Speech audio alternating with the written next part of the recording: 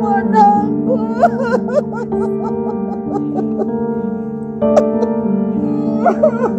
Basi mama. Sasa mwanangu jamani. Basi.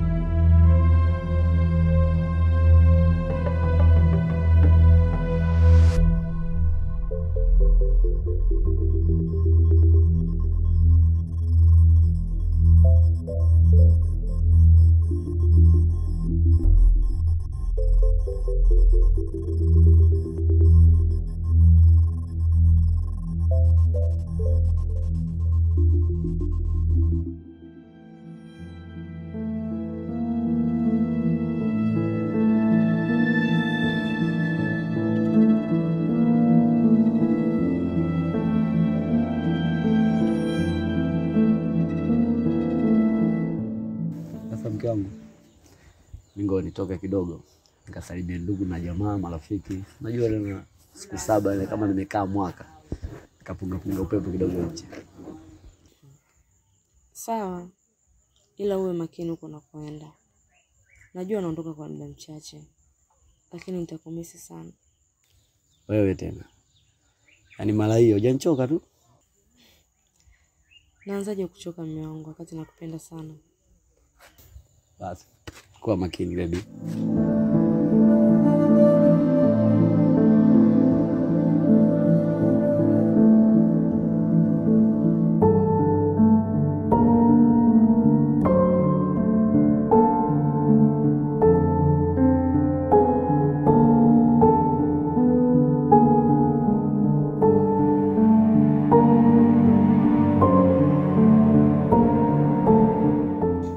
Mjomba, kiukweli mimi nakushukuru sana.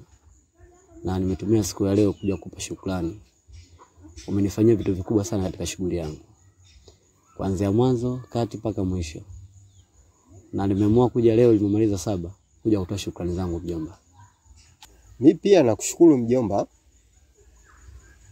Na tumshukuru Mwenyezi Mungu pia kwa sababu yeye ndio muweza wa kila jambo. Lakini na jambo moja la msingi, mpende sana mkeo. achana kabisa na maswala haya ya wasichana hawa. Kwa muda huu si muda wako sasa. Mpende sana mke wako. Hapo utakuwa umetimiza lazi yangu mimi mjomba wako. Lakini vinginevyo mjomba, tutakuwa kidogo tutapoteana. Mpende sana mkeo. Lakini pia mjomba, kwenye ndoa kuna mitihani mingi sana. Hususan watoto wa kike wanakuwa akili zao ni za kitoto sana. Kwa hiyo unahitajika ushinde moyo. Sawa? Mkeo unaweza ukarudi akanuna bila sababu yoyote, hilo jambo usishangae, ni jambo la kawaida.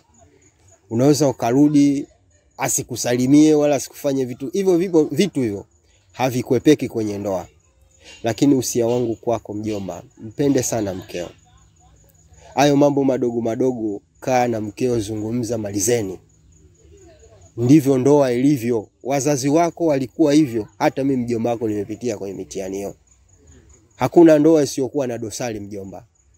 Mpende mke wako. Sawa mjomba, nimekuelewa. Labda na mimi nikuahidi. Kiukweli sitokuangusha. Kama ulivyoweza kunisimamia kwenye shughuli yangu mpaka imeisha, basi na mimi nitakuahidi katika ndoa yangu sitokutia aibu. Nitaishi vizuri na mke wangu, nitampenda, nitamjali, nitapambana kila hali na mali. Sitaki kuja kumkwaza mke wangu. Sawa, na mimi nashukuru pia kwa kunitikia na kuniheshimu mjomba wako. Zingatia, weka akilini hilo jambo.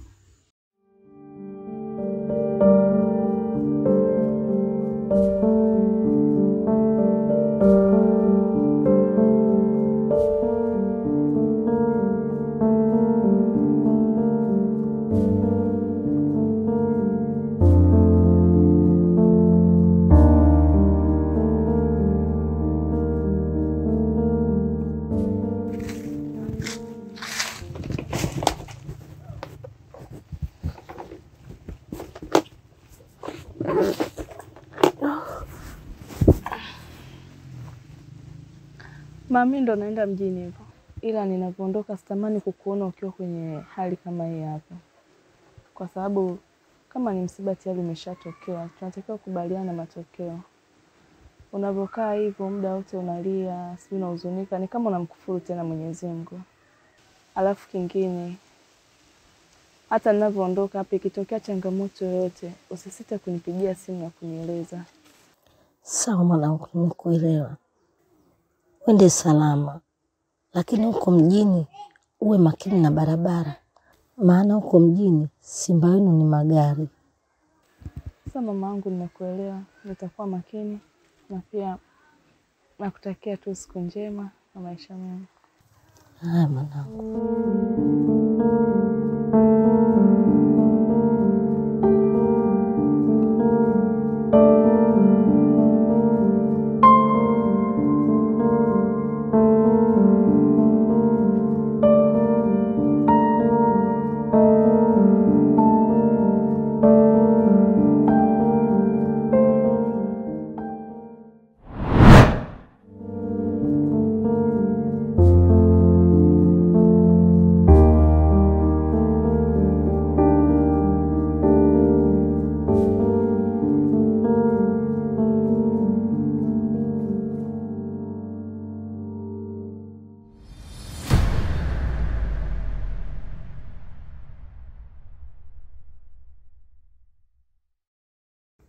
Bi Migomba,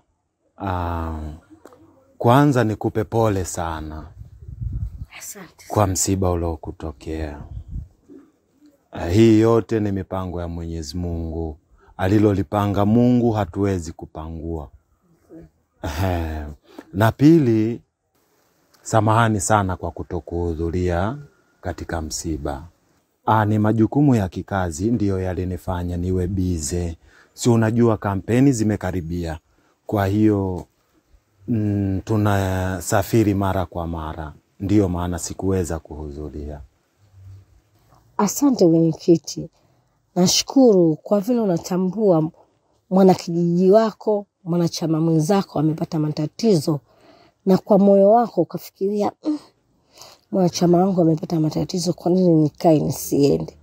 Yaani hilo ni moja ya kuwa na moyo wako wa huruma. Najua hiyo imedhihirisha unawapenda vipi wanakijiji wako. Kwa hiyo mwenyekiti, Mwenyezi Mungu akuzidishie moyo huo, uwe na moyo wa upendo hivyo hivyo. Maana angekuwa mtu mwingine, umeenda safari mimi sijui na umerudi pia mimi sijui, angebaki tu mwenyewe, angeendelea na maisha yake. Lakini kwa moyo wako, Mungu azidi kukubariki mwenyekiti. Amen, amen, amen. Kitu kingine, tatizo lolote litakalokukuta ama ukiwa na shida yoyote mama yangu, usisite kuja nyumbani. Haya mama.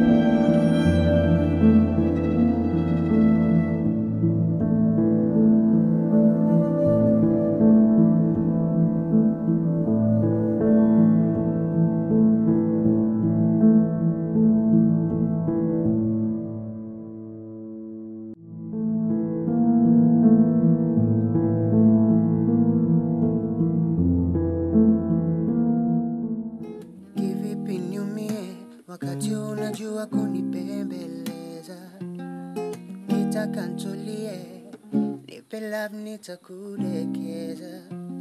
Jua mapenzi kikohozi, na kuyaficha mimi siwezi. Kama ukikubali, kila kitu nitakuweka wazi.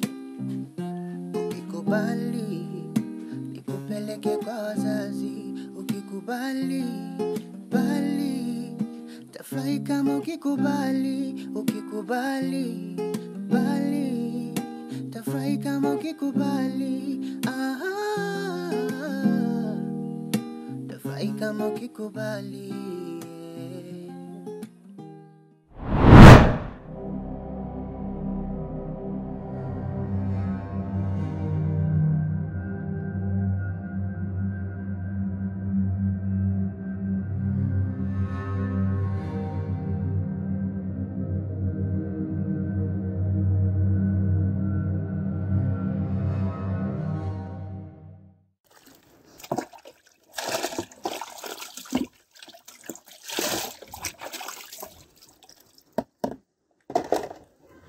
Mama. Mama. Mama. Mama. Mbona kama upo mbali? Ni kweli niko mbali. Yaani kila nikiwaza nahisi mwanangu Sandra hajafa. Naona kabisa mwanangu yuko mzima. Mama, tatizo lako unawaza sana. Hiyo ni mipango ya Mungu. Ni kweli, lakini siamini. Yaani roho yangu haiamini kabisa kama Sandra amekufa. Naona kabisa mwanangu yuko mzima. Usiwaze sana, utajipa pressure na itakupoteza.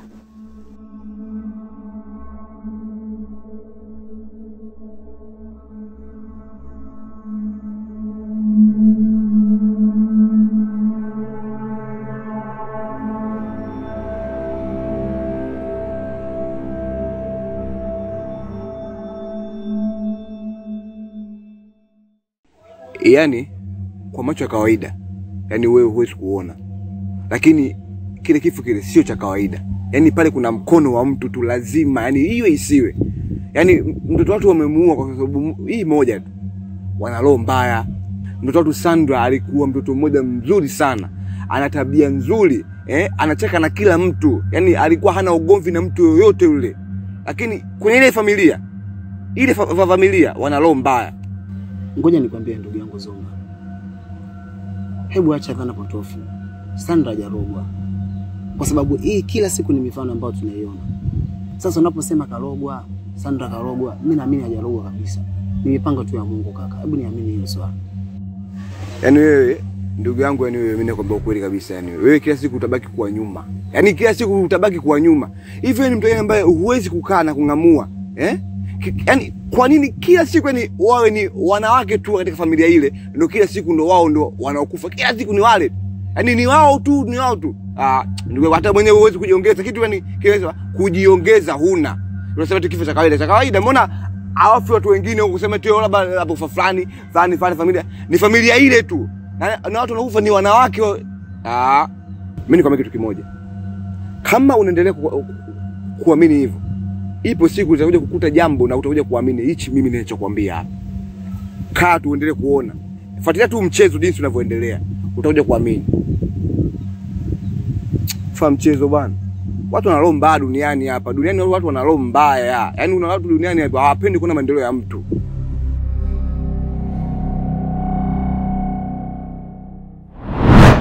Sana mwanangu. Nilichokuitia hapa ni kitu kimoja tu. Wewe mwanangu umeshakuwa. Ushakuwa mdada, binti wa kuolewa. Umeniona mimi mamako. Mamako mimi nimeolewa binti mdogo tu. Nikawa zaeni nyote. Na wewe mwanangu ukiolewa itakuwa furaha kwangu. Unaniletea mjukuu. Hakuna kitu kizuri katika maisha au katika dunia kama ukiolewa kuliko ukarukaruka ukaleta mimba nyumbani. Hilo ni jambo la aibu sana. Heshima ya mwanamke ni kuolewa.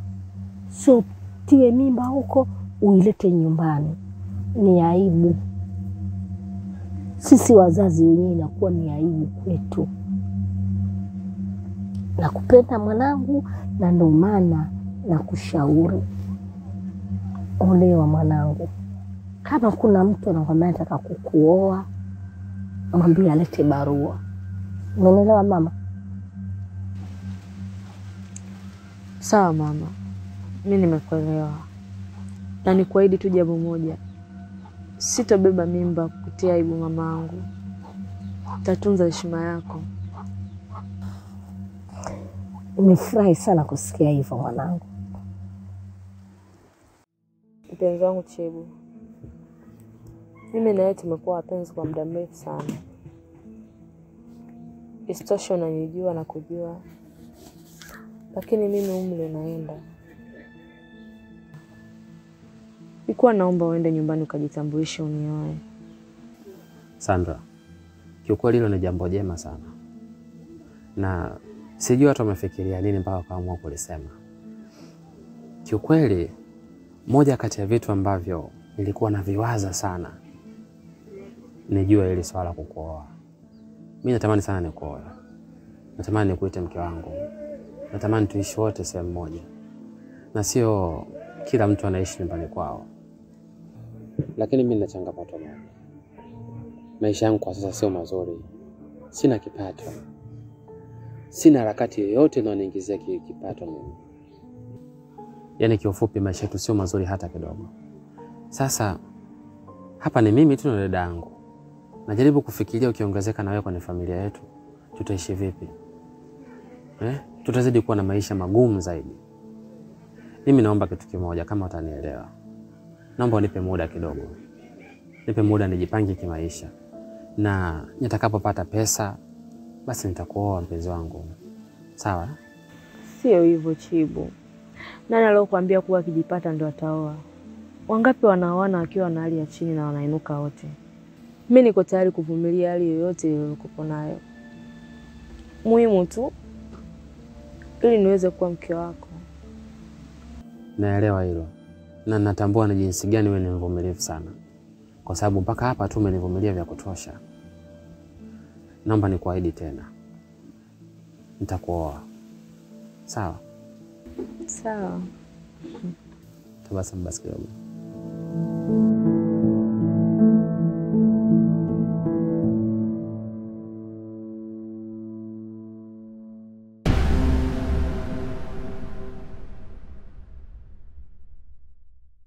Sandra, nilichokutia hapa nataka niambie. Unaolewa ama uolewi? Maana naona unataka kuniletea mimba hapa ndani. Mimi mama yako nimeolewa nikawafurahisha wazazi wangu. Sijazaa nyumbani kwetu mimi. Kwa hiyo kama sikumtia mzazi wangu aibu na wewe uweze kumtia aibu, naomba unipe jibu. Unaolewa uolewi? Lakini mama, mimi sijakataa. Mimi nitaolewa, lakini bado namtafuta mwanaume sahihi kwangu. Unamwangalia mwanamume? Unamwangalia kivipi? Mimi mbona babako sijamwangalia? Sitaki upuuzi huo. Umenielewa vizuri? Naenda zangu hivi, nikirudi nataka jibu. Mpuzi mmoja wewe.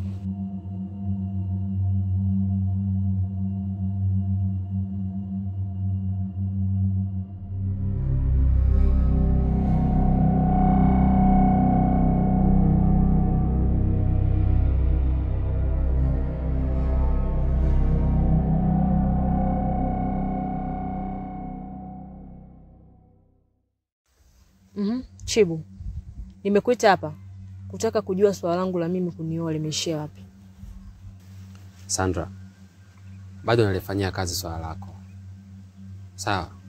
Lakini changamoto yangu mimi ni moja tu. Kama nilivyokuambia hapo awali, sina pesa. Na kama unavyojua siku hizi ndoa imekuwa ni gharama sana. Maisha yangu bado hajakaa vizuri kukuoa. Nitakuwa afu nitashindwa kukuhudumia kweli? Uone kama nitajizalilisha hapa kijijini. Mimi naomba univumilie. Sawa? Nikuvumilie? Hivi Chibu unanichukuliaje mimi wewe? Unanionaje? Au unafurahi mimi ninavyozalilika hivi mtaani? Nimegundua wewe unipendi. Unataka kunichezea. Kwa sababu kila siku ninapokuambia swala la kunioa mimi unarukaruka tu pesa kitu gani? Sandra, tusifikie huko basi na kuomba. Naomba ujaribu kunielewa ninachokwambia. Sijakuzoea hivyo mpenzi wangu. Nimekuzoea wewe ni mvumilivu, mpole na mstaarabu sana. Sasa kwa nini tugombane? Sasa sikiliza. Nakupa siku hizi 3. Usiponioa, uhusiano wangu mimi na wewe unaishia leo.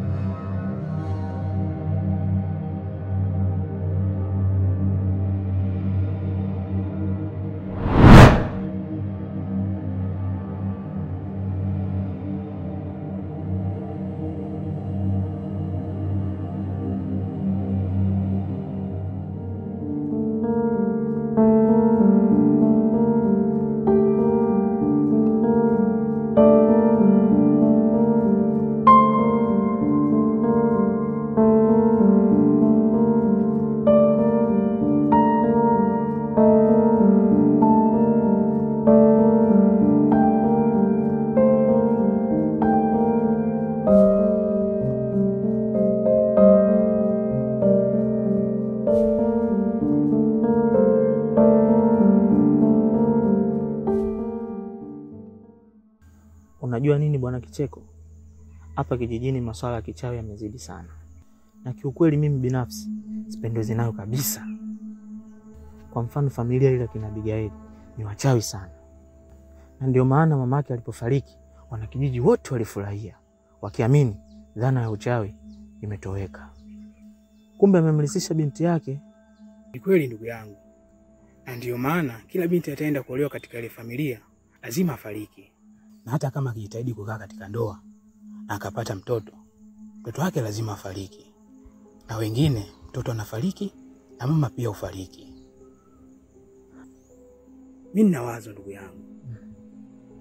Unaonaje tukaanzisha kampeni? Kampeni ambayo tukakataza mabinti wa hapa kijijini wasiende kuolewa katika ile familia. Hilo ni wazo zuri sana. Mimi nafikiri kampeni tuianze sasa hivi.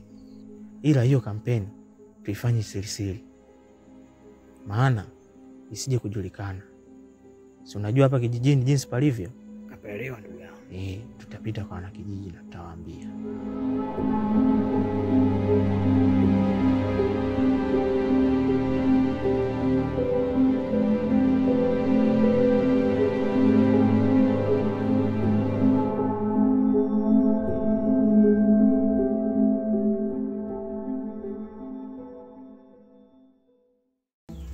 Mke wangu, unajua kama ni mzuri sana. Yaani ni mzuri kiasi kwamba sitamani hata unatoka nje. Yaani kwa na kazi zako ndogo ndogo za kwenda gengeni dukani, mara tu ungekuwa mtuma mdogo wako. Mume wangu, muda mwingine pia mdogo wangu anachoka. Isitoshe mimi ni mwanamke, pia nimefundwa. Kwa kazi kama hizi ni wajibu wangu. Sawa mke wangu, sijakataa. Lakini unajua kama wewe ni mgeni. Na isitoshe wanaume wa kijiji hiki wana tabia za ajabu sana. Wana tabia kucheza na binti za watu na kuwaacha. Na ndio maana sitaki nikuache unatoka nje. Hata hivyo mume wangu, ngoja nikukumbushe kitu. Kuna muda itabidi mimi nitembee ili niweze kujua mandhari ya kijiji chenu. Au kama utakuwa uniamini, basi nitakuwa natembea na Tete. Nakuamini mke wangu. Ila ukitembea na Tete itakuwa vizuri zaidi. Alafu nikwambie kitu. Mimi ni njio wako. Wewe ndio unayenifuga. Sema chochote nitakusikiliza. Ili mradi kimetoka kwenye moyo wako. Nakupenda sana mke wangu. Natamani kila wakati, kila dakika, kila sekunde mimi nakwambia tu nakupenda mke wangu.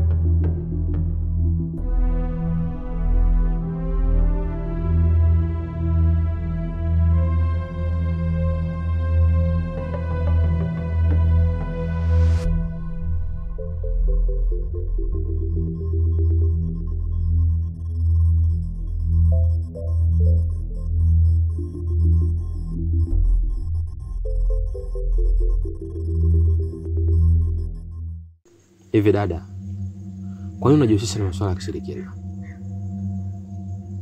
Kwa nini unafanya hizo shughuli? Yaani kwa nini umeamua kuwa mchawi? Na kama shida ni kipato, kwa nini usitafute kazi ambayo utajipatia kipato cha halali na maisha yetu yakaendelea? Kiukweli mimi kama mdogo wako sifurahi kabisa hili swala. Yaani sipendezwi nalo hata kidogo. Badilika. Wewe bado mdogo sana. Siku kikua ndio utajua kwa nini nafanya hivi.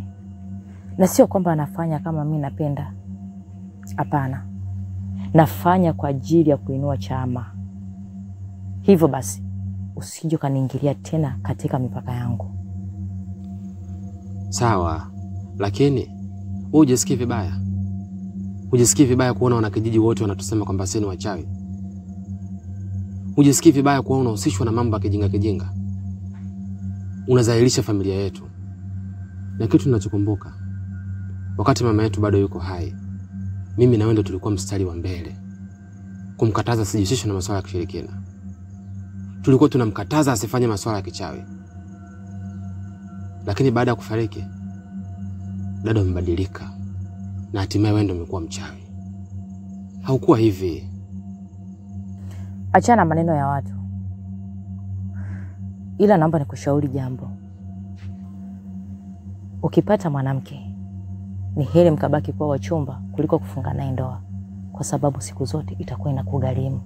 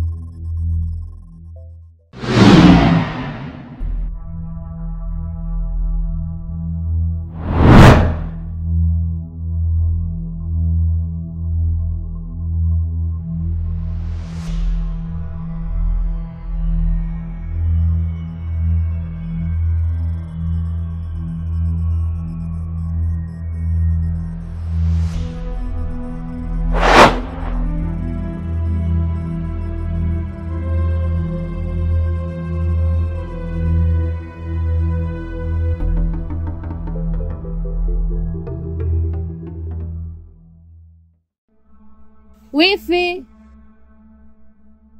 Wifi. Wifi.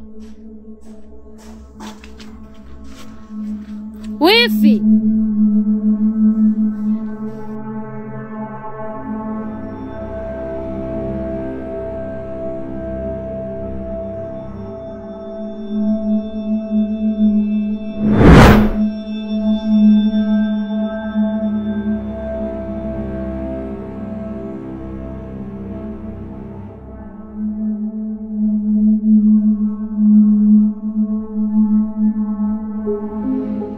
Jomba. Naam.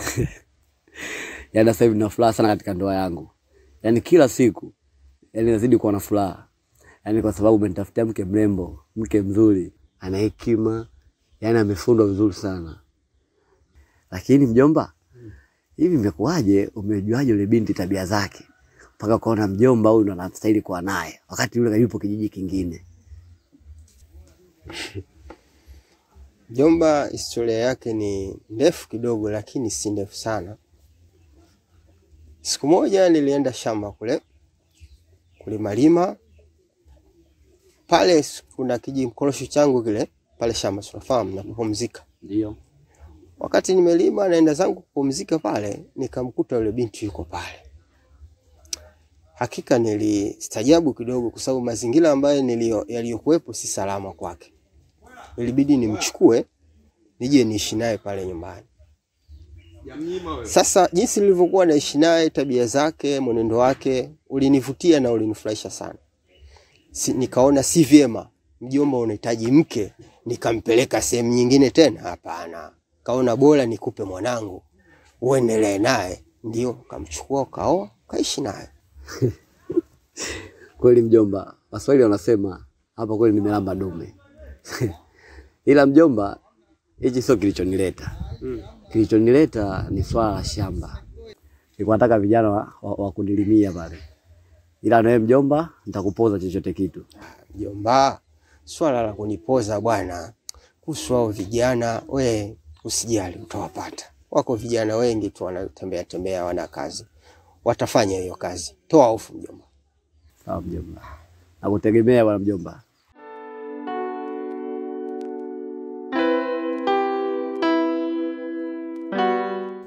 Suzi, samani mara moja.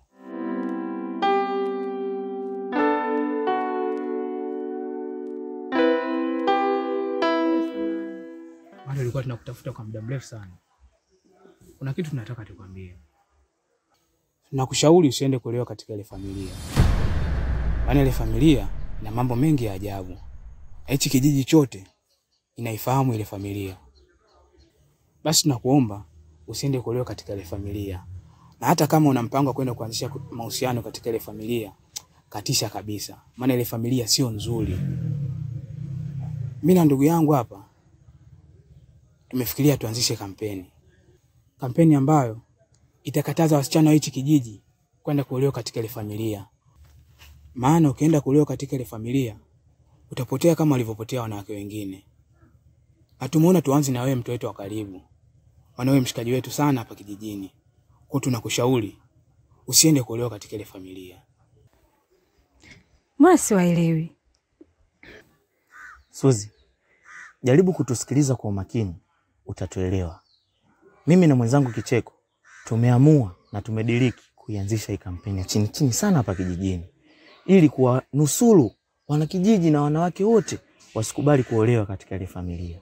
Maana ukiolewa katika ile familia unapoteza uhai wako, unafariki.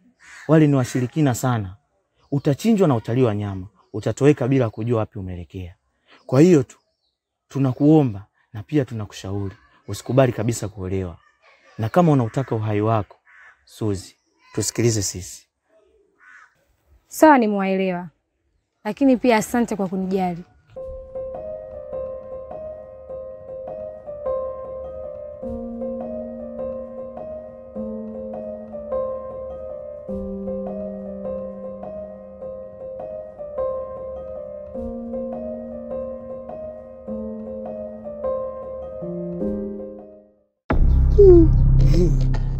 Shoga yangu, Hili ni tatizo. Tena tatizo haswa. Nikombe tu. Mimi naomba niwe mtu wa mwisho kulijua hili jambo. Na kama kuna mtu mwingine utegemea kwenda kumwambia, naomba usitishe. Kwa sababu wale ni watu hatari sana. Na wakijua kama kuna watu wamejua mambo yao, tutaingia matatizoni.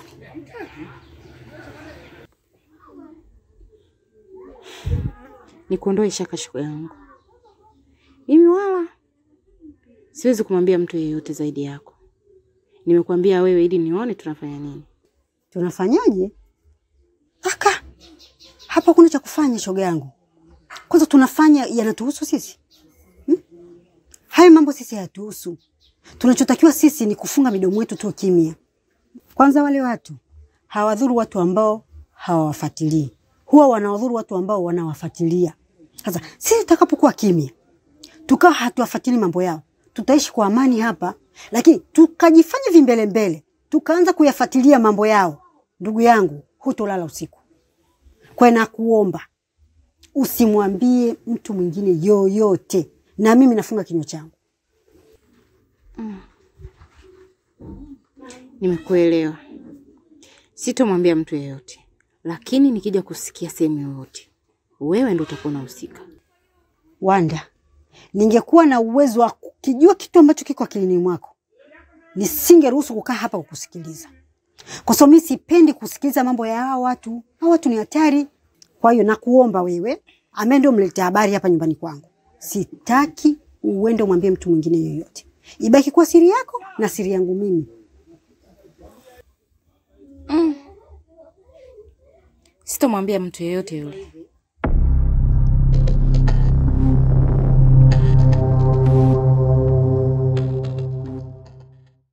Hapo unaponiona nimetoka nyumbani kwenu. Kwa bahati mbaya sikukukuta. Ila namshukuru Mungu tumeonana hapa. Niambie. Unaifahamu familia kina Abigail? Naijua. Ile familia ina mambo ya kishirikina. Na hapa kijijini kila mtu anafahamu habari zao. Hivi Kicheko wewe, mbona maneno unaongea na ukweli na unajua mimi vitu vile tofauti? Unaanzaje kuniambia maneno kama wakati mkaka watu mwenyewe mpole, mstaarabu? Isitoshe dadake Penny anaonekana hivyo hivyo. Sasa unadhani mimi nakuaminije? Najua kuamini sio rahisi. Ila kama una mpango kuanzisha mahusiano na kijana wao kwenye ile familia, naomba usitishe mara moja. Ikiwezekana ule utafute mwanaume mwingine. Na ukikosa kabisa, Mnyamwezi nipo hapa. Yaani hicho ndio ulichokisahau, si ndio? Sasa sikiliza nikwambie, mimi kwa sasa hivi sihitaji mwanaume yoyote yule. Alafu ujumbe wako nimeusikia.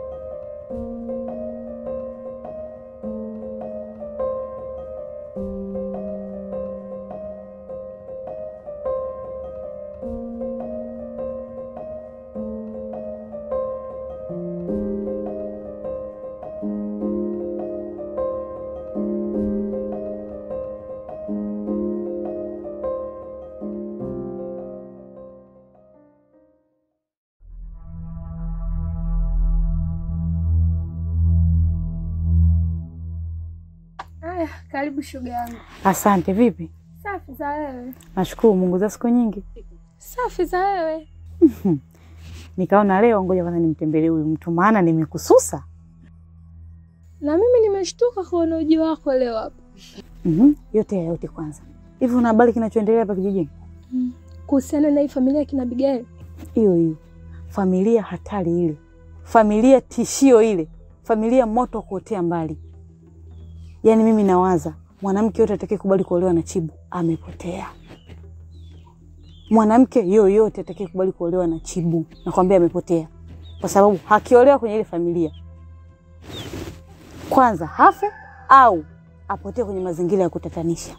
Hebu fikiria, tutaishije hapo kijijini sisi? Ile familia inataka kuendeleza kuwasha moto hapa kijijini. Maana sasa watu wote tutaiogopa ile familia. Mimi nilikuwa nafikiri tuungane na Kicheko, tuwazuie wasichana wenzetu wasije wakasubutu kuingia kwenye familia ya kina Chibu. Watapotea ile familia kiboko. Au unaonaje hilo? Hilo ni jambo la msingi shoga yangu, maana tusipojiangalia sisi wenyewe tunaweza tukapotea kwa namna moja au nyingine. Vipi kuhusu kwanza wewe na Kicheko? Mmefikia? Unanianza sasa. Sio na kuanza. Mkubalie mtoto watu. Mbona kapoa yule jamani? Anatamba mbamba. Mimi yule mtu sitaki kumuona wala kumsikia kabisa, sitaki. Kwanza nilisahau kukwambia. Juzi nimekutana naye hapa. Mimi ndo ensamu wa kijijini nilobakia. Mikogo kibao kama mgonjwa. Wewe naye hangaika ukaangukia kwenye familia ya kina Chibu. Simtaki Kicheko ndio unachokitaka. Basi sawa, mimi ndo nimekuletea hayo tu shoga yangu, acha mimi niende.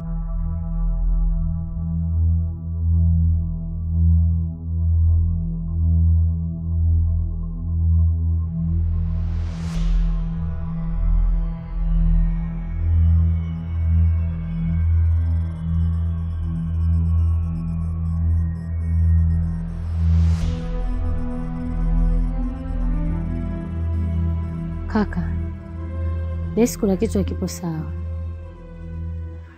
Nimeona taarifa na kukaba tena kwa nguvu, na inaonyesha alikuwa anataka kuua. Mdogo wangu, mbona mwenyewe nimeota ndoto kama hiyo? Sanda alikuwa anakukaba. Hii ina maana gani? Hapo kuna kitu kimejificha nyuma ya pazia. Tunatakiwa tuwe makini. Mdogo wangu, sio kila ndoto zina maana. Ndoto zingine zinakusindikiza tu usingizini hadi upumzike vizuri. Na vipi kuhusu chakula? Maana tangu muoe wifi sijai kumuona anakula.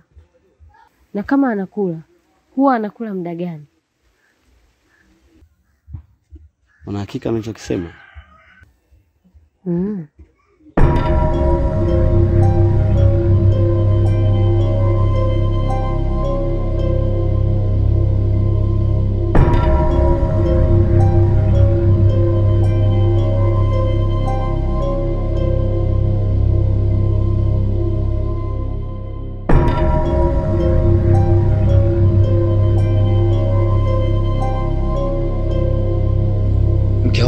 Hichi kijiji chetu kina matatizo. Kina mambo ya cessation, formation, congratulation, question. Usione watu tu wanatembea. Kijiji kina wanga wachawi. Bibi Migomba sio mtu mzuri. Yule mama ni mchawi se. Nimemkuta njia ya panda ana wanga. Kainama huku kasotela huku, kasotela huku. Wenyewe anasema tumsikitile tumleke. Sasa nikawa nampiga chabo na muangalia, akageuka nyuma tu kama kuhisi kitu. Nikajificha. Nilivyojificha nikasema hii taarifa lazima nikamwambie mke wangu, kwa sababu awe take care na Bibi Migomba. You understand? Mume wangu, hata mimi na jamaa nitakwambia. Sio wewe tu, lakini hata mimi hichi kijiji nakifahamu. Nikwambie kitu sasa. Abigail ni mchawi. Acha. Wanawake wote wanaoolewa pale kwao, yeye anawala nyama. Mume wangu, nimekwambia wewe kwa sababu nakuamini. Nisije kusikia sehemu yote. Mimi nikwambie tu, ili kola Mjerumani siri imefika mahala pake. Mimi nikwambie kitu kimoja mke wangu. Mimi kama Kipala Wanaman au Kipala Jaiva, siwezi kutoa siri kumwambia mtu yoyote, kwa sababu maana hilo neno Jaiva ni mtunza siri. Ndio maana hata Mario na Chino waligombana, Jaiva akusema tatizo nini. Na jingine, mimi hapa nilipo nimetunza siri za Kenya. Usichoka mwambia mtu yote. Nitakuwa maisha yangu hatarini. Sasa, alafu mimi nikitoa hii siri na wewe mimi nimekupa siri. Tunakuwa nini hapo? Si siri hiyo. Tutaanza kulia tena, tutasutua wote. Jamani Chereko, Kigoma na nini? Which is which my darling? Bana. Mimi hata simwambii mtu. Ila wewe nengeneka, mwambie mtu yeyote sasa. Mimi sio michongo yangu. Nishaachaga. Ili kola Mjerumani limepigwa na kufuli kwacha kenchang. Yaani mimi masuala ya kutoa siri hapana. Wazungu wanasema you are secret much, you are need for much. Siri ya mtu ufichwa na mtu. Yeah, just do it.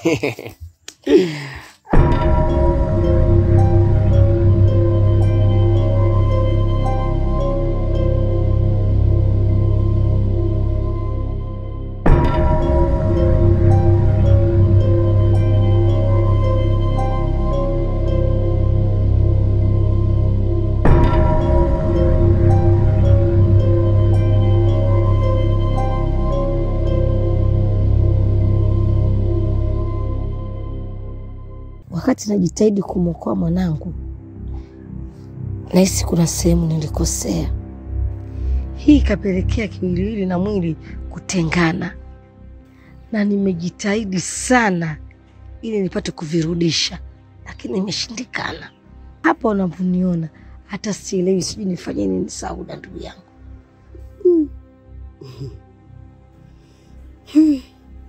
Pole sana Bi Migomba. Hii ni tatizo kubwa sana, sana. Hata nikijaribu kuvaa viatu vyako, nadhani vitanibana. Ila nikutie moyo tu. Endelea kupambana. Endelea kupambana mwokoe mwanao. Kwa sababu hata Mwenyezi Mungu kasema tupambane naye atatupambania. Kwa hiyo usikae chini wala usilale. Pambana. Ipo siku utafanikiwa. Nashukuru sana Sauda kwa kunitia moyo. Najitahidi na nitazidi kujitahidi. Sawa. Usikate tamaa.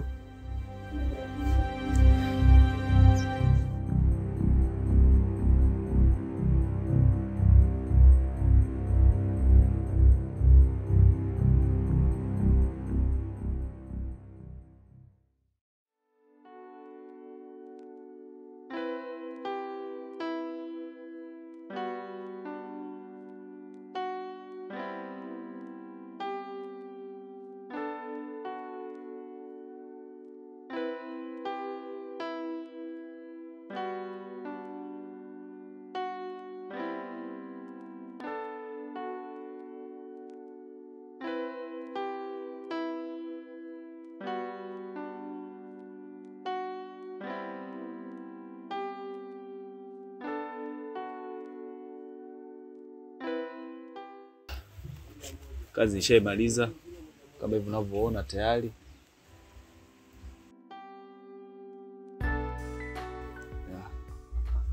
Kazi umeifanya kwa ufanisi mkubwa, nimependa ulichokifanya. Ila sasa mimi nilikuwa nawaza. Kwa nini pale mlangoni tuseke mlango? Bosi. Pale inaja mlango bosi. Vivi inatosha. Umeona? Ila ndugu yangu, wenzio wanaweka fence kwa ajili ya ulinzi. Ila wewe ndugu yangu umeweka fence kwa ajili ya mke wako. Punguza wivu wa design hiyo kaka. Fundi, kwenye masuala mapenzi yangu usiingilie. Mimi nimefanya yote kwa ajili ya mke wangu. Wewe umekuja hapa kazi yako kujenga na kuondoka. Au mengine achana nayo. Lakini bosi, huoni kama unamnyima uhuru wake shemeji? Kumfungia ndani, kumwekea fence, hautaki umuone wana kijiji? Wivu ndo mapenzi fundi. Yaani hapa kwenyewe sitaki hata aende dukani. Yaani shamkataza. Na njia hii na mpango wa kuiziba kabisa, sitaki watu hata kupita kumuona. Na ndio maana nikataka shida yangu uzibe mlango. Bosi, punguza wivu kwa mke wako. Kiasi kwamba hata wageni wakija watakuwa wanaishia mlangoni. utashindwa kuwapokea kwa sababu ya shemeji. Yaani hapo kwenye wageni namwangalia na mgeni mwenyewe. Kama mgeni mwingine aelekeleke, anaishia tu pale mlangoni, hawezi kuingia hata ndani. Yaani kwanza paka mwenyewe paka muda upo hapa kwa ajili ya kazi. Naona kwanza kusha kushinda nikupe hela yako uondoke. Sawa.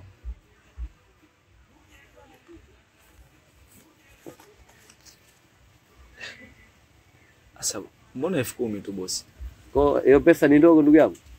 Angalia kazi unayoifanya ni kubwa. Sasa yaani kupachika mimi mwenyewe ningekaa tu ningefanya hii kazi. Ila kwa ajili ya ndugu yangu tuishi hapo.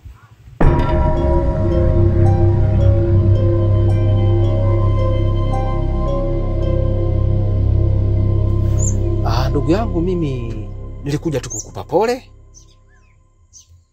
Sasa sina mambo mengi, pole nimeshakupa. Acha niende katika majukumu mengine. Bwana Kipala, mimi nikushukuru sana ndugu yangu. Kwa sababu umetumia muda wako, umetoka mbali sana mpaka kufika hapa. Hii inaonyesha jinsi gani umeguswa na msiba wa mke wangu. Kiukweli mimi nashukuru sana.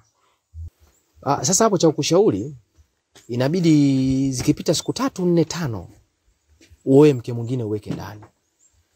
Kwa sababu hicho kitanda ulikuwa unalala na mtu, sasa hivi unalala peke yako kama Kelvin wa Mwaroni. Sasa inabidi upate mwenzio mwingine. Kama yule alikuwa mweupe, sasa hivi utafuta cheusi kidogo, unyona kita Black Beauty. Unaonaje hiyo? Unajua mimi nilikuwa nampenda sana Sandra. Kwa hiyo hizo siku 2-3 unazozisema wewe, mimi nadhani ni ndogo sana. Nahitaji muda mrefu zaidi ili niweze kumsahau. Na kibinadamu huenda nikapata mwanamke mwingine. Lakini sina imani kama nitapata mwanamke ambaye nitampenda kama nilivyokuwa nampenda Sandra. Hiyo itakuwa ngumu ndugu yangu. Sasa huo sio wana hip hop. Wana hip hop kina Tupac hawanaga moyo wa kulialia. Unapiga chest. Alafu unasema you never walk, you never walk tomorrow. Chingine nikwambie kitu kimoja. Mwamnyeto kafiwa na mke wake. Mchezaji wa Yanga yule.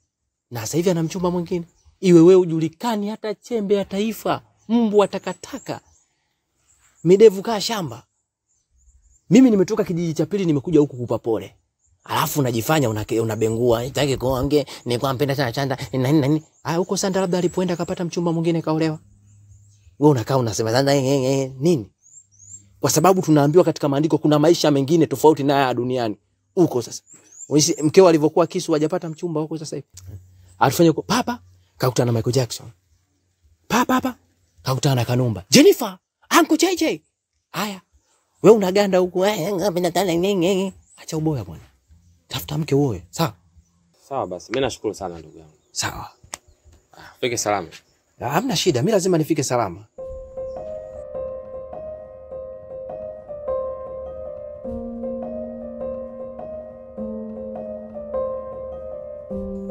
Kwa hiyo ndio kama nilivyokuambia. Sidi, una uhakika na hicho unachoniambia? Ndio, uhakika upo. Maana mimi na mwenzangu tulishaianza kampeni ya chini kwa kila mwana kijiji na mwanamke yoyote asikubali kuolewa na ile familia. Ni ya kichawi sana. Basi asante kwa taarifa. Lakini kulikuwa hakuna umuhimu kuniambia hizo taarifa. Kwa sababu gani unasema hivyo? Kwa sababu mimi ni mke wa mtu, nishaolewa na siwezi kuoa mara 2. Oh. Basi sawa. Hamna shida. Kwa heri.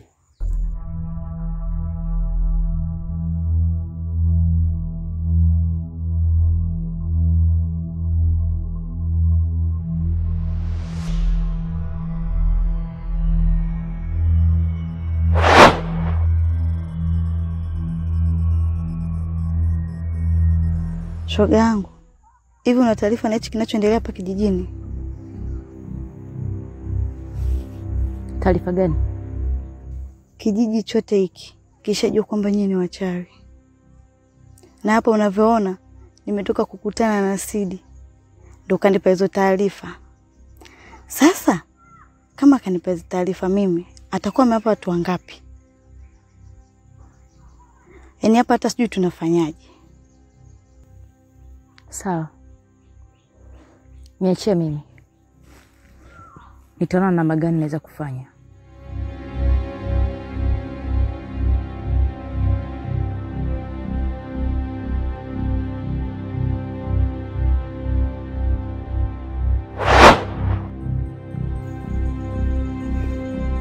Sasa atakuwa ameenda wapi?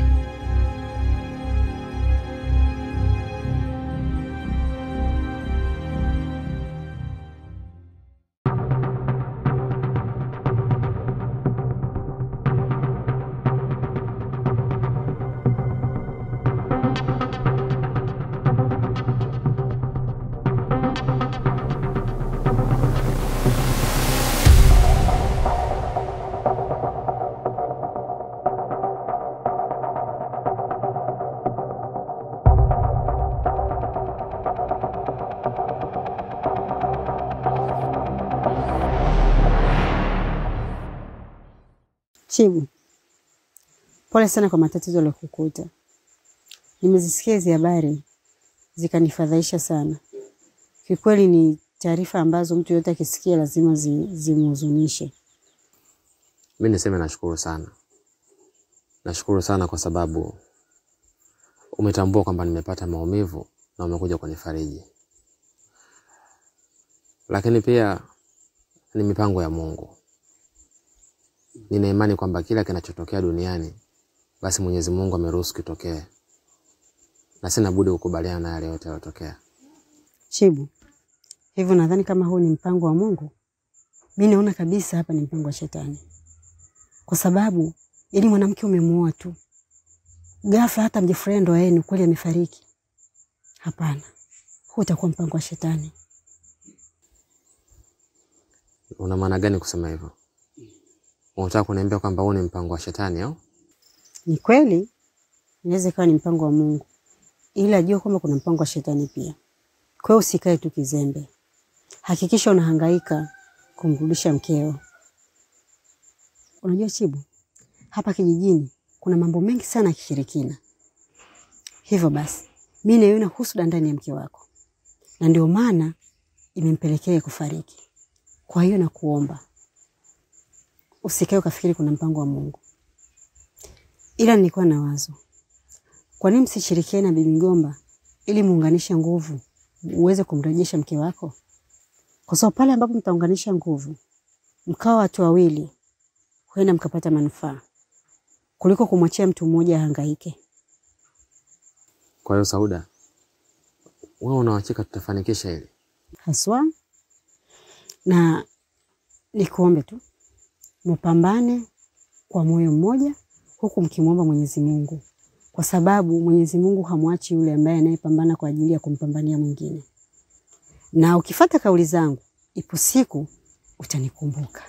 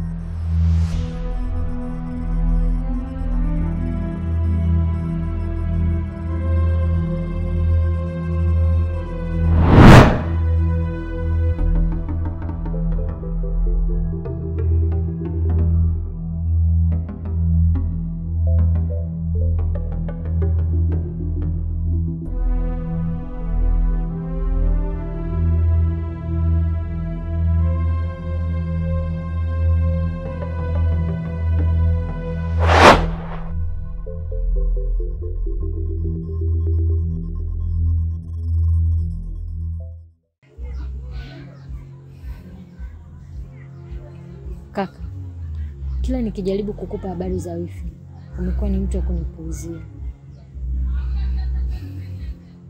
Lakini nikwambie tu, sitochoka kuendelea kukupa habari zake. Juzi wakati najiandaa ili nitoke, huwezi amini, kuna kitu cha ajabu sana kilinishangaza. Nikimwangalia wifi kwenye kioo, namwona ni mzima.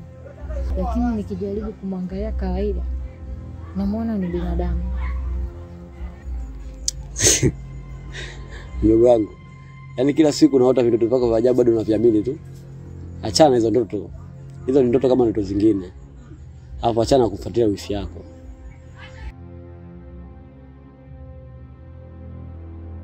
Hapana kaka, lakini wifi sio mtu wa kawaida.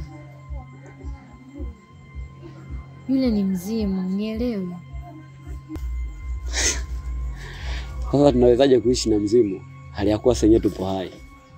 Alafu sasa hivi usiku ukiwa unalala, naomba ufanye maombi. Hivyo vindoto unavyoota hivyo au vina maana yoyote? Kaka, hebu fanya uchunguzi kwa kina, utakuja kunipa majibu.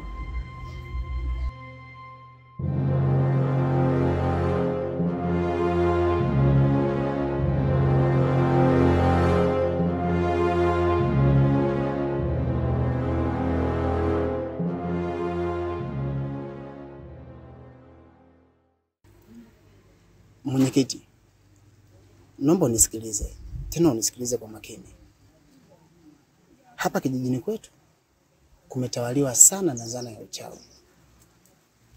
Imefikia kiasi kwamba kila mtu ninayemwona mtaani anazungumzia neno la uchawi, mpaka watoto wadogo. Lakini pia mimi hapa nimeimba sana mwenyekiti.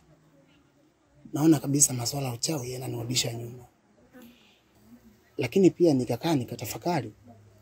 Nikasema kwa nini tusimtafute shehe mmoja na mchungaji mmoja ili waje kutuelimisha masuala ya kidini.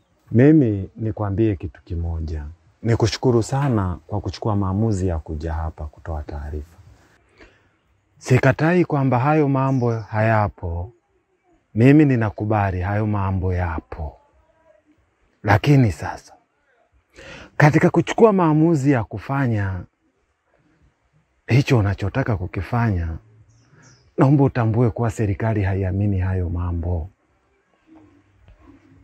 Serikali ikiamini hayo mambo, hakuna mtu ataishi kwenye hii nchi. Watu wote watakimbia. Kama utachukua maamuzi ya kuita mchungaji ama mtu wa kanisa kuja kuomba, hayo utayafanya wewe. Lakini mimi sitohusika. Mwenyekiti, mimi nilikuja kwa ajili ya kutoa tu ushauri. Lakini kama umeshindwa kunisikiza ushauri wangu, mimi naondoka.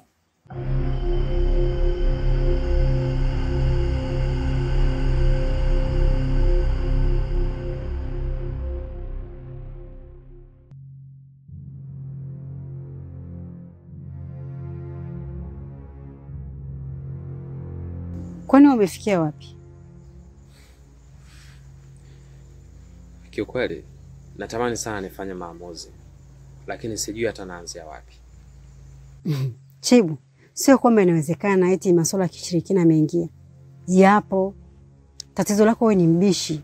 Yaani hicho kichwa chako wewe hutaki kukifungua ukasikiliza yale unaoambiwa na watu.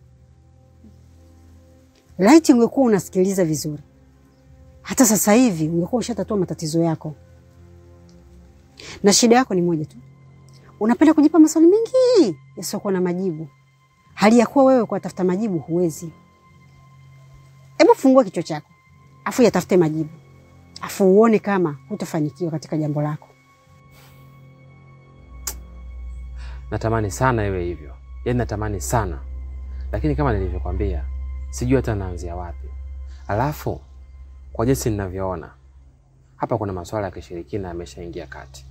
Na mimi na masuala ya kishirikina ni vitu viwili tofauti. Hapo ndipo nilikuwa napataka. Mimi nina mtaalamu wangu. Na huyo mtaalamu ni fundi. Yaani fundi wa mafundi. Unakumbuka kipindi kile? Yule mdogo wangu yule alikuwa kama anataka kupata uchizi yule. Tulimpeleka kule. Tulivomrudisha nyumbani, alipona kabisa. Nasema tu hujamuona kwa sababu tuliamua kumpeleka mjini. Sasa hivi yuko mjini na anasoma. Kwa hiyo ninavyokuambia ni mtaalamu, yeye ni fundi na anamaliza kila kitu. Kwa hiyo kama wewe utaamua, mimi nitakupeleka. Ila kama hutotaka, sawa. Na kwa sababu yule kaka kiukweli ni mtu ambaye sio mtaalamu njaa, ni fundi, lakini hataki pesa kabla hujapata majibu yako. Anakupa dawa, unaenda unajitibia, ukifanikiwa unapeleka pesa. Na kama swala la kweli anakuambia, sio la kweli anakuambia. Yaani hana tamaa. Basi sawa, mimi nashukuru sana kiukweli. Umekuwa mstari wa mbele sana katika kunishauri na kunisaidia katika matatizo yangu.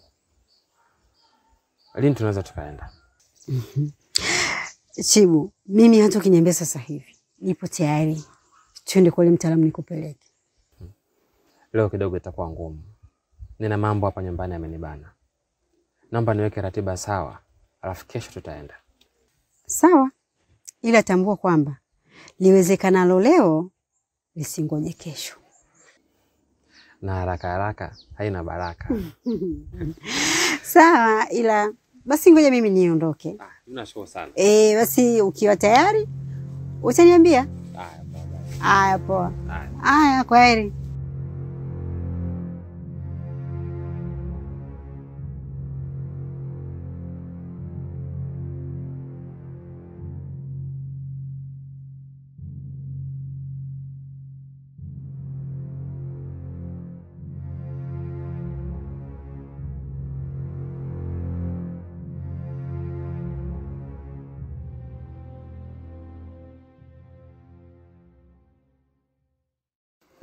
Jomba, mimi nashukuru sana. Kiukweli hata mimi natamani sana nije nikutembelee. Lakini mume wangu ananibana. Yaani hataki kabisa nizule nje. Lakini nimekumbuka sana mjomba wangu na nimefurahi sana leo kuja kunitembelea mwanao. Na mimi pia mjomba nimefarijika vya kutosha. Maana sura yako peke yake inaonyesha una faraja ndani ya nyumba yenu. Ila tu kwamba mimi napenda sana kuwahusia nyinyi watoto wangu. Mara nyingi ishini kwa upendo. Thamani ya ndoa ni kuelewana na kupendana. Dogo mnaweza mkalimaliza, kubwa mnaweza mkaniletea. Lakini pia mjomba yuko wapi? Ametoka hapa kwenda kwenye mishemishe zake. Yuko salama lakini. Namshukuru Mwenyezi Mungu yuko salama. Kwa hilo tu namshukuru Mwenyezi Mungu. Kanijalia mume mzuri, mstaarabu, mpole na tunapendana sana mjomba wangu. Ila kikubwa tu kwamba dua kwa Mwenyezi Mungu ndo kubwa zaidi. Mjomba. Naomba uniruhusu nitoke. Mjomba, mimi asante sana kwa kuja. Basi acha nikutoe tu hapo.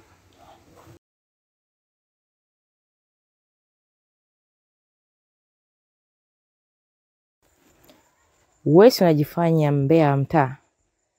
Mzandiki, usiyejua kuchunga huo mdomo wako. Unajua sana kuongea Sasa basi.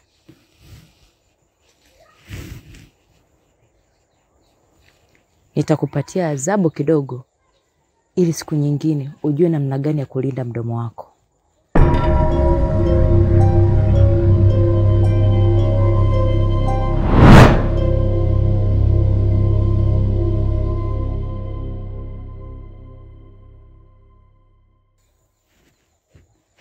Sasa hiyo ndio dawa ya wambea. Utajikojolea kila muda, kila masaa.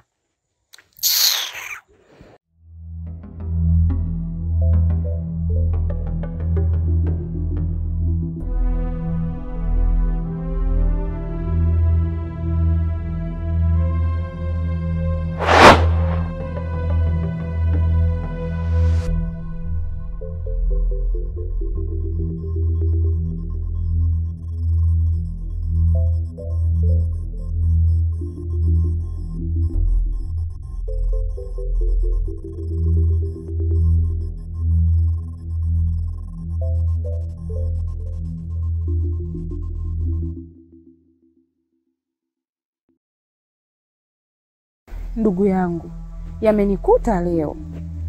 Mdomo wangu umeniponza. Nimekutana na Abigaili. Kanipa adhabu, najikojolea kila muda kama unavyoona hivi. Yaani sasa hivi nimepita pale nyumbani. Sijamkuta mume wangu, nikaona nije kwako. Labda unaweza ukanisaidia ndugu yangu. Wewe. Kisikia mwana kulitafuta mwana kulipata ndio hilo. Shoga yangu tumekaa vizuri kibarazani pale. Nikakusihi usiende kuropoka. Siri ibaki kwa yangu na yako. Haya, kichokusibu kipi? Ukaenda kuropoka huko ulikokwenda. Nisaidie ndugu yangu. Wewe ndo ndugu wangu, wewe ndo shoga yangu. Sina msaada mwingine. Yaani unanikataa kwa sababu nimepata matatizo? Usinifanyie hivyo. Aka. Shoga, mimi na ushoga na wewe sina. Sina ushoga na watu wa Mbeya, shoga yangu. Haya, we jambo la kuficha siri umeshinda kulificha kana kulitoa. Haya la mume wako utalificha? Tena Wanda na kuomba. Yaani kwenye mambo yako usinishirikishe. Na hapa nilipo sina msaada wowote kukusaidia. Yaani nakuomba kabisa ukiona jambo lako huko tafuta mtu kumpelekea. Kwangu sitaki. Lisije likanikuta na kunikuta hapa na utu uzima wangu niweza kujikojolea ovyo. Inahusu? Aka, ni ushoga na mtu ambaye hawezi kuweka kaba. Yaani mwanamke ambaye huwezi kujizuia. Hata mambo yako ya ndani unaweza kuyatoa nje. Shoga yangu. Toka. Toka shoga yangu. Mama kufanyana kila mtu anuke kibeberu na anataka. Kuna kamikojo yao vipi?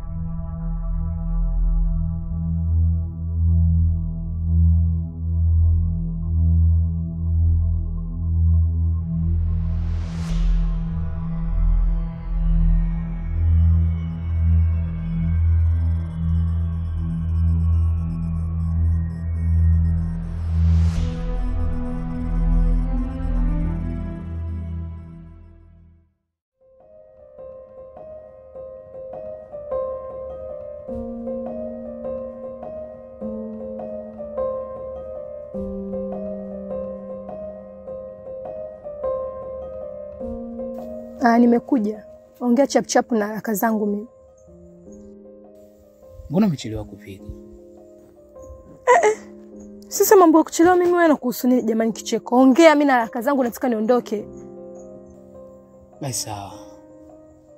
Acha niongee nilichokuitia. Mimi kuna kitu kinanisumbua. Nimekaa nacho muda mrefu. Nimevumilia. Nimeshindwa. Leo naona bora nikwambie tu ukweli. Nahisi nitakuwa huru. Aya, ukweli gani wewe unataka kuongea wewe? Manake leo umekuja na swaga mpya. Sema ukweli mimi nakupenda. Nahitaji uwe mke wangu. Uwe mama wa watoto wangu. Uwe mke, niwe mume. Na unizalie watoto, tujenge familia.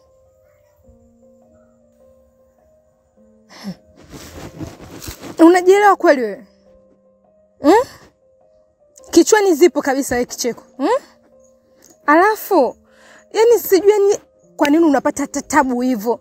Hivi Kicheko, ulishajiangalia wewe jinsi ulivyo? Na ukaniangalia mimi jinsi nilivyo? Au ndo kusema kwamba ujue hata ile misali inayosema ndege wafaao lazima waruke pamoja. Si ndio? Wewe uko sijui ni kunguru, tena wa Zanzibar uko. Mtoto wa watu njiwa nimetulizana. Unakuja Kicheko unaniambia maneno gani wewe?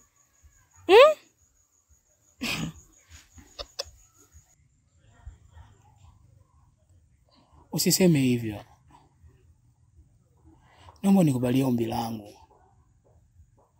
Maana wewe ndio mwanamke nikupendaye. Na nimezunguka kijiji kizima hapa. Sijamwona mwanamke mwingine zaidi yako. Wewe ndio mwanamke wa ndoto zangu. Nakuhitaji. Naomba usinikatalie. Nakupenda sana Lui. Upo kwenye ndoto, si ndio? Nakuomba tu uamke. Alafu siku nyingine kama ukiwa una issue zako za kipumbavu kuniita huku kunikalisha huku chini ya hii mikorosho hii, usiniite. Umesikia Kicheko?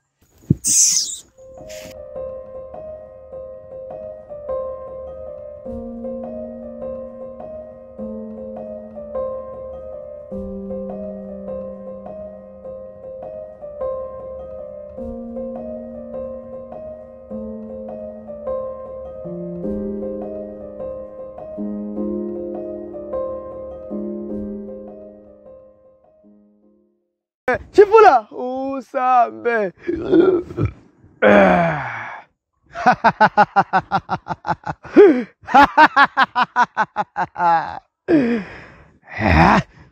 Huyu binti mnayemtafuta hajafa, yupo hai, anaishi kwenye kijiji kingine huko na ameolewa.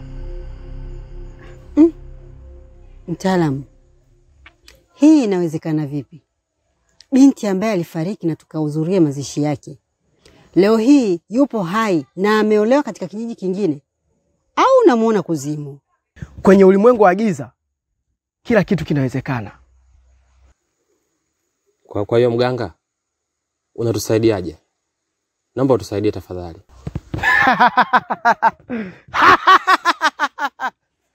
Mimi mabuga wa mabuga, hakuna linalonishinda.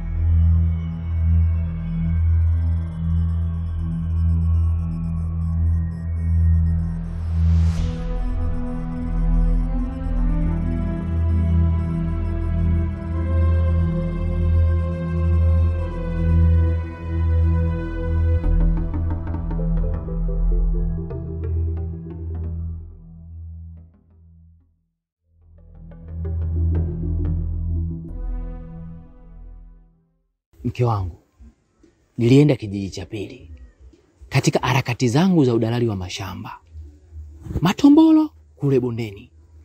Kipindi nafika katika kile kijiji, nikamaliza shughuli yangu ya udalali. Sasa na out, yani maana yake natoka katika kile kijiji na kuja huku, nikakutana na Sandra.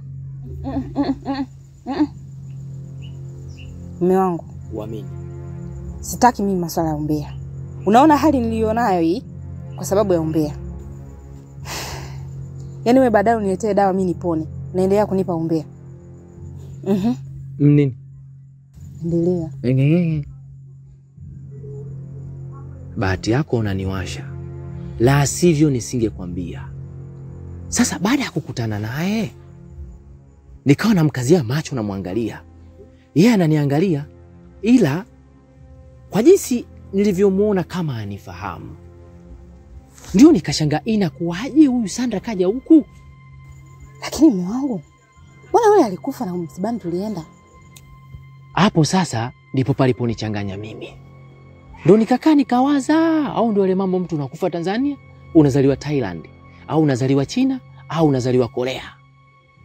Mke wangu, hichi kijiji chetu kina mambo ya generation digital question. Kina uchawi mwingi kuliko kitu chochote. Wana kijiji unaona wote katika hichi kijiji ni mafrimason. Tuachane nayo. Fanya unitafutie dawa mimi nipone. Lakini mke wangu, Mungu kuna muda anafanya vitu kwa ajili ya vitu. Hayo ni mambo ya organize. Mkojo wa farasi dawa, mkojo wa punda dawa. Mimi katika sayansi yangu na teknolojia yangu, mambo ya juarism, nawaza mpaka mkojo wa binadamu ni dawa. Unaonaje sasa? Tukafungua bomba la mkojo, watu wanakuja kununua kikombe 300.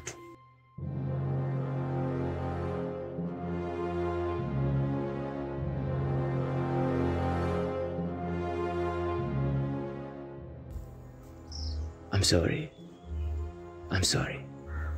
I'm so sorry. Kweli mdogo wangu, nimeamini yale maneno yako. Ulikuwa unachoniambia, kweli nimeamini, sio ndoto. Ni vitu vya kweli. Nimeshuhudia kwa macho yangu. Sio binadamu wa kawaida. Yule ni mzima. Kaka, si nilikwambia? Lakini ulikuwa hutaki kuniamini. Sasa umeniamini.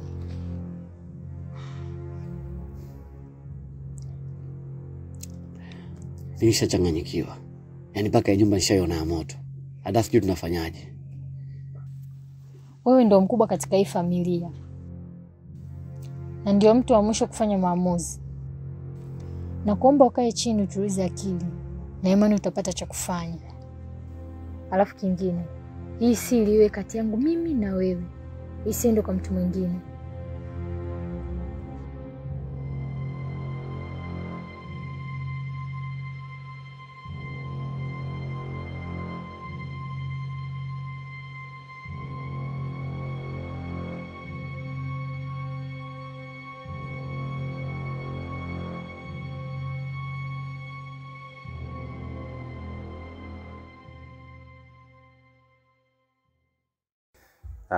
Mamangu, kiukweli mimi nikushukuru sana kwa kuwa na moyo wa uvumilivu na moyo wa kutokukata tamaa mpaka hivi sasa. Jambo moja kubwa ambalo limenifanya nifike nyumbani kwako, nimekuja kukuomba msamaha. Naomba unisamehe. Naomba uniwie radhi kwa sababu nimekosea bila kujua. Lakini pia naomba tuungane. Naomba tuunganishe nguvu kumtafuta binti yako Sandra. Umoja ni nguvu siku zote. Mimi kwanza nashukuru. Nashukuru kwa ulivyokuja na hayo ya kusamehe, mimi nishakusamehe. Na isitoshe pia mimi nishasahau hayo. Lakini nashukuru kwa lingine tena. Sauda aliniambia kama mliongozana mlienda wote kunipambania kuhusu mwanangu. Yaani nashukuru sana Mwenyezi Mungu akuzidishie. Inshallah mamangu. Sasa kama Sauda alikufikishia hizo taarifa, basi ni kweli. Hapa ambacho tunasubiri ni maelekezo tu kutoka kwa mganga ili tuweze kumpambania Sandra watoka pamoja.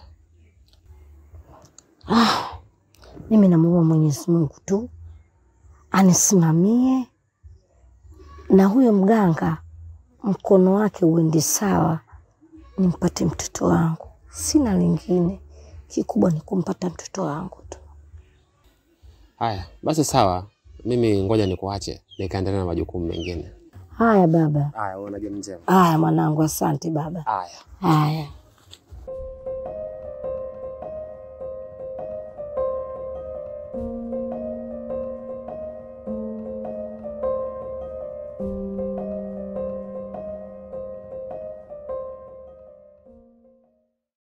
Mjomba, leo sijaja kwa furaha kabisa yani. Kilichotokea nyumbani ni kikubwa sana. Na mpaka sasa kinaendelea. Kuna nini tena mjomba? Mdogo wangu Tete alinipa taarifa juu ya mjomba wako. Kuna siku mdogo wangu aliniambia yule mke wangu ni mzimu. Lakini sikuamini. Na bado alikuwa anaendelea kuniletea taarifa kuwa mke wangu hali chakula cha kawaida. Na kila chakula hicho tunachokula sisi anatapika. Lakini bado mimi nikampuuzia na nikamwambia hizo ni ndoto. Achana nazo. Lakini jana nikapata majibu. Nikatoka na kioo kama Tete alivyoniambia. Na kumnyatia taratibu. Nikimwangalia kwenye kioo naona ni mzimu. Ila nikitoa kwenye kioo nikimwangalia hivi kawaida naona ni mke wangu. Yaani sasa mjomba mwenyewe nimeshindwa kuelewa inakuaje. Ndio mjomba nimekuja hapa tujue tunafanyaje. Mjomba, jambo hili linawezekana vipi? Yaani mjomba mimi ndo sielewi kabisa. Yaani sielewi. Yaani nyumba nishaona ya moto. Na ndio maana nimekimbilia kwako mjomba. Kwa sababu wewe ndo umenikabidhi yule binti. Tujue tunafanyaje. Sasa mjomba, ukiongea hivyo kama unanilaumu, mimi nilimtafuta yule mwanamke kwa sababu nilimuona na kufaa kukaa naye. Kwa hiyo ina maana unanilaumu mjomba. Sawa mjomba. Hilo jambo niachie mimi. Hebu nijue kwamba nitalichunguza vipi au nitalifanyaje. maana lishakuwa zito sana hilo.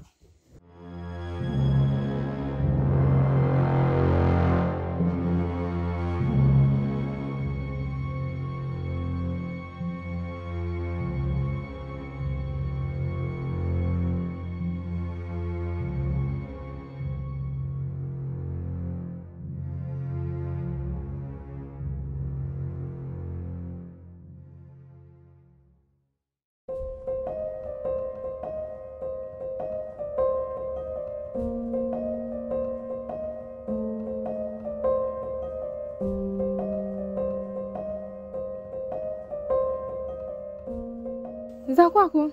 Safi vipi? Kwanza afadhali nimekuona. Shoga yangu mguu unavyoona nilikopona kuja kwako. Vipi? Kwani hauna taarifa zinazoendelea hapa kijijini? Hivyo leo siku ya 3. Tukilala tukiamka inakupa siku ya 4. Kicheko haonekani hapa kijijini. Watu tafuta lakini haijajulikana bado mpaka sasa hivi kaelekea wapi. Wewe unasema kweli? Sina masuala na wewe shoga yangu. Hivyo nikaamua nikuletee hizi taarifa ili nayo uzipate. Sasa atakuwa ameenda wapi? Watu wanazidi kupotea hapa kijijini. Yaani kadri siku zinavyozidi kwenda na watu wanazidi kupungua hapa kijijini.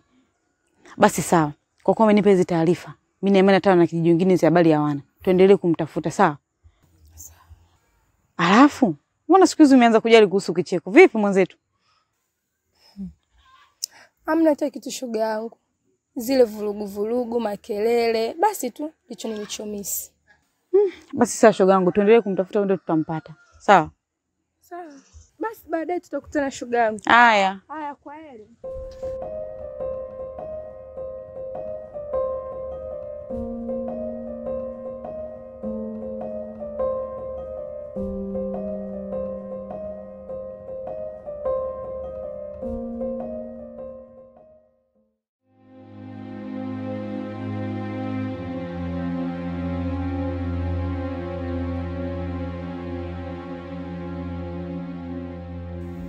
Ina maana Sandra hajafa?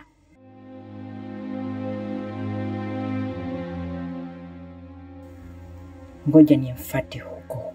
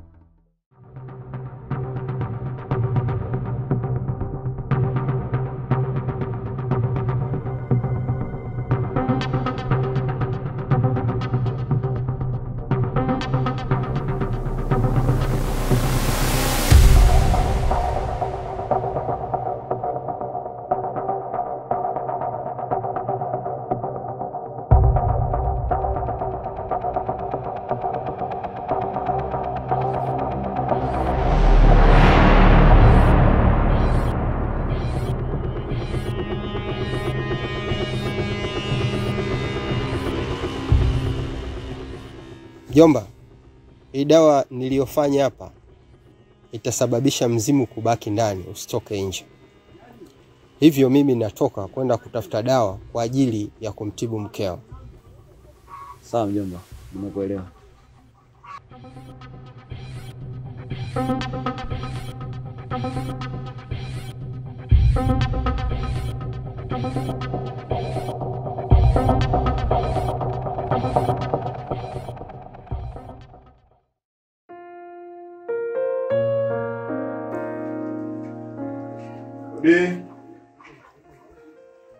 Sauda.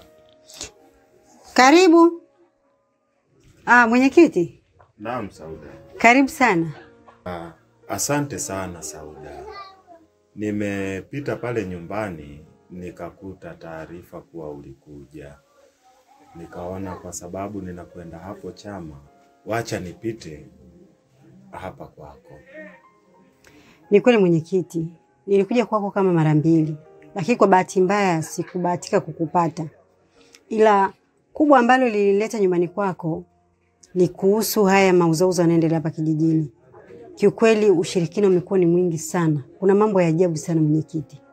Kwa hiyo nimekaa nikafikiri kwa nini nisije kwako nikaomba kibali ili tuweze kumleta mtaalamu hapa kijijini. Kwa sababu kuna mtaalamu namfahamu na ni mzuri sana. Mwenyekiti, ukanipa kibali yule mtaalamu akaja hapa, nadhani mambo yote ya giza yataisha. Ruksa umepata. Ila mimi sitoshiriki kwa kitu chochote kile. Sawa, lakini wewe ni mwenyekiti lakini. Kwa hiyo ulitapaswa kupigania kijiji chako. Ni kweli, lakini si unajua mimi niko kwenye mambo ya serikali. Kwa hiyo haya mambo ya kishirikina serikali inakuwa haiamini kabisa. Sawa mwenyekiti, nimekuelewa. Ila mimi nimefurahishwa tu na wewe kukubali mimi nipate kibali cha kumleta mtaalamu. Na imani tutashirikiana naye vizuri na mambo haya yote yataisha. Hata yule binti ambaye anasadikika amepotea, kikweli nadhani atarudi. Kwa sababu tunataka tupiganie kijiji, tuondoe huu ushirikina ambao uko hapa. Aje aweke na kinga humu kijijini. Maana watu wamezidi kuwa wachawi mwenyekiti. Basi sawa, ni jambo jema. Mimi niwatakie kazi njema. Lakini angalizo, mimi sitohusika kwa kitu chochote kile. Sawa.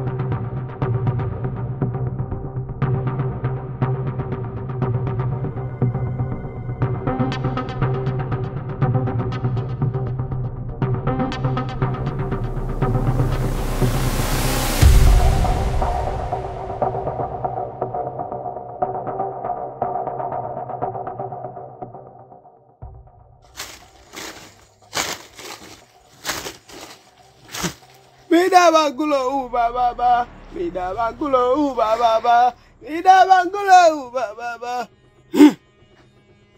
Tayari nishamaliza kazi yangu. Kuanzia hivi sasa Sandra yuko salama. Mtaalamu. Sawa, umeshamaliza kazi. Huyo Sandra yuko wapi?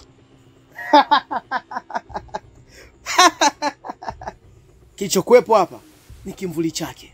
Na tayari nishakirejesha kwao. Sasa hivi Sandra yuko salama.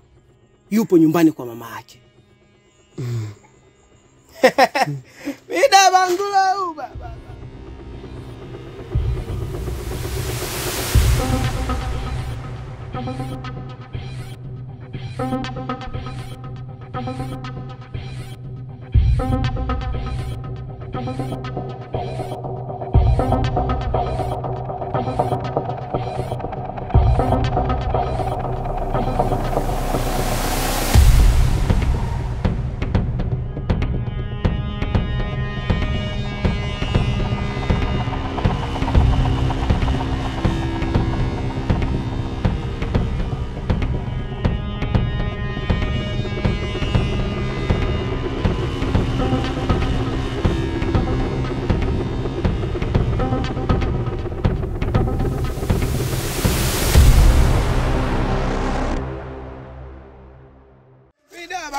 uba baba, mida bangulo uba baba, mida bangulo uba baba, mida bangulo uba baba, mida bangulo uba baba, mida bangulo uba baba, mida bangulo uba baba, mida bangulo uba baba, mida bangulo uba baba, mida bangulo uba baba, mida bangulo uba baba, mida bangulo uba baba, mida bangulo uba baba, mida bangulo uba baba, mida bangulo uba.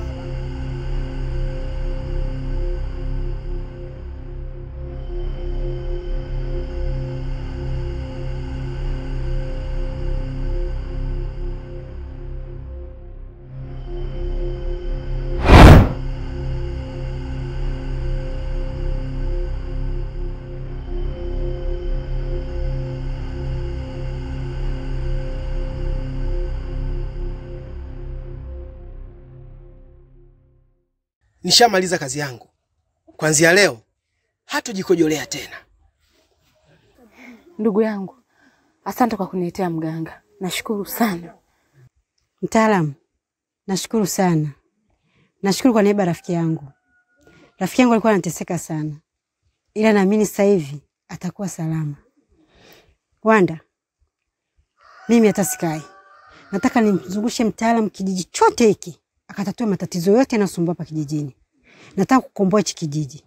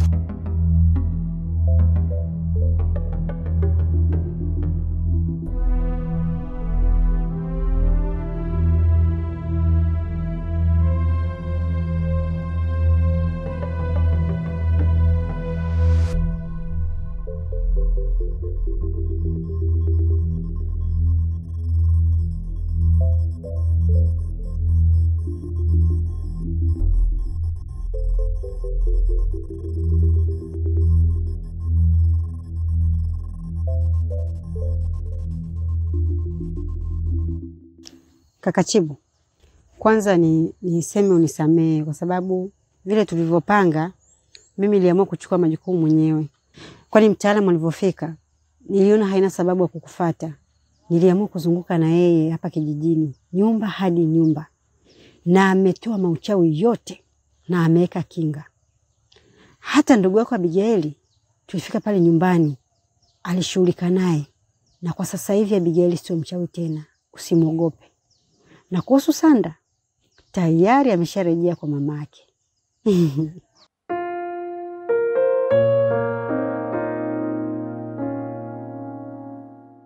Jamani, mimi nashukuru sana. Mwenyezi Mungu azidi kuwabariki na udugu wetu uzidi kufanikisha. Chibu mwanangu, yani sikutegemea kama unaweza ukaacha mambo yako yote, ukaweka pembeni, ukaja ukanipambania mimi jambo langu mpaka Mwenyezi Mungu akalifanikisha. Mwenyezi Mungu akubariki baba. Sauda, yani sijategemea kama unaweza kupambana kadri ya uwezo wako mpaka ukafanikisha hili jambo. Sauda, Mungu kakupa moyo wa aina gani? Yani moyo wako usije ukabadilishwa na mtu yoyote hapa duniani. Uwezi kujua Mwenyezi Mungu kakupa fungu gani mpaka akakuweka mpaka leo ukaweza kuwapambania watu kama hivyo. Asante sana mama. Lakini Mami Gomba, hauna haja ya kunishukuru kwa sababu nimefanya kutimiza wajibu wangu. Kwani Mwenyezi Mungu alitumba si binadamu tuweze kusaidiana. Alafu nikifanya hivi, namkumbuka sana marehemu mamangu. Yaani sina mama mwingine hapa kumpigania. Lazima nikupiganie wewe. Kwa kuzidishia sana. Alafu Chibu, natumaini sasa tumeenda kutimiza lile ambalo ulikuwa unalitaka. Sanda kasharudi. Nini muda wako sasa? Mimi niwashukuru sana wote wawili, Mama Gomba pamoja na Sauda. Kiukweli mmeonyesha ushirikiano sana kuanzia mwanzo mpaka hapa tulipofikia. Unajua mimi nampenda sana binti yako. Kwa hiyo ninaomba moja tu. Kama utojali, naomba uniruhusu nimuoe Sandra. Yani kwa hilo siwezi kukupinga kabisa. Sisi sote tumeshakuwa ndugu. Mimi hata mahari yako sitochukua Chibu. Kwa msaada ulionipatia, sikutegemea kama nitakuwa na mwanangu tena. Mama, kwa kweli hilo ni jambo la furaha sana. Ila kuna kitu nilisahau kukuambia. Basi yule mtaalamu nimempitisha katika nyumba zote za hapa kijijini. Yaani yale mauzauza, sui mauchawi, sui manini yote yametolewa. Na wale wagonjwa wote wametibiwa. Na katika kila nyumba katia dawa. Yaani hakuna mchawi mwingine atakayetokea tena kujaribu akafanikiwa. Wewe saa hizi hata kama una ugali wako, una kiubwabwa chako, kisamvu chako, wewe kula peupe.